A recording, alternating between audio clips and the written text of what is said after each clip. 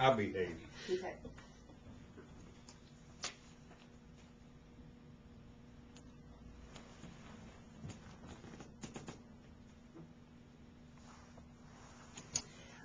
Today we're going to talk about one of my favorite subjects, which is Christian education and specifically homeschooling. It's a subject that's near and dear to my heart because it's had such a huge impact on my children as we were homeschooling for so many years. So today I'm going to give you just a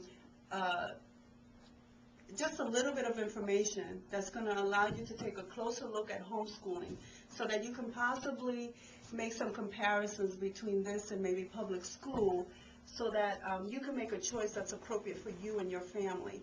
And so I just want to share some things with you about homeschooling. And in a survey that was conducted by former Department of Education researcher Patricia Miles, she shared in that survey that as many as 1.5 to 2 million kids are being homeschooled. So it's a significant number of kids.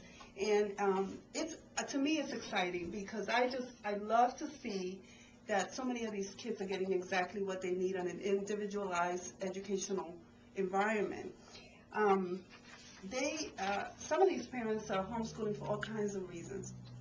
And they did a survey that shows what some of those reasons are, and there's like really 3 top reasons that parents are homeschooling. One of those reasons is, well, as many as 85% of those parents are concerned about the environment of schools. That would mean safety, drugs, or negative peer pressure. So 85% are homeschooling for those reasons. 72% of parents wanted to just provide a religious type of education. 68% were just dissatisfied with the education the kids were getting and felt that they could do a better job, and they just took them home to educate themselves. When our journey began with homeschooling, we pulled our kids out of school to homeschooling for academic reasons. We wanted to provide them with a challenging Christian academic environment. But most of all, we wanted to provide them with a Christ-centered education. We wanted them to see Christ in everything that they did. We wanted them to see Christ in math, in science, in English.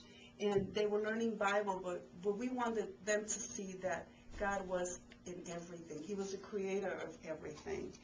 When we started homeschooling, we found that there were a lot of misconceptions about homeschooling. And it wasn't until we started homeschooling that we were face to face with those misconceptions, and some of them were a little odd. And so I was reading an article that was written by Beverly Forgy in a February 14, 2007 article. She states, the title of the article is Untruths About the Education of Homeschool Students. And one of those misconceptions is homeschool kids are freaks or they're weirdos who live outside of the normal society. Which is a pretty strong statement. And another one is all homeschoolers are religious fanatics. And the third top misconception was students who don't attend public school are not given the opportunity to learn the socialization skills to live in the real world. Well, anyone that knows my kids who are now adults knows that they don't have a problem with socializing. And so that has not been the case. Kids do have an opportunity to be a part of homeschool groups, to be a part of writing groups, to be in the local community. And so they do have quite a bit of socializing with their peers. And actually, a lot of homeschoolers are able to socialize very well with all ages. So they do very well with the adults, do very well with the little kids, and are able to transition very easily because their groups are very mixed. I like what Chris Jeff says in a book that he wrote a chapter in 2003 called Homeschooling, called Legitimate Alternative to Public Schools. And he said true socialization doesn't take place in the school. It actually takes place in the home. And so I tend to agree with that. He also goes on to say that the public school establishment has attempted to strangle the religion's influence, which is where we have the problem. Everyone recognizes that public school has its place. Homeschooling two is a healthy educational choice. Parents who have the dedication to do it should have every right to choose it. So today I want you to see that that is an option, that is a good choice, and it is a healthy choice. So it's not anything that is going to be detrimental to your students.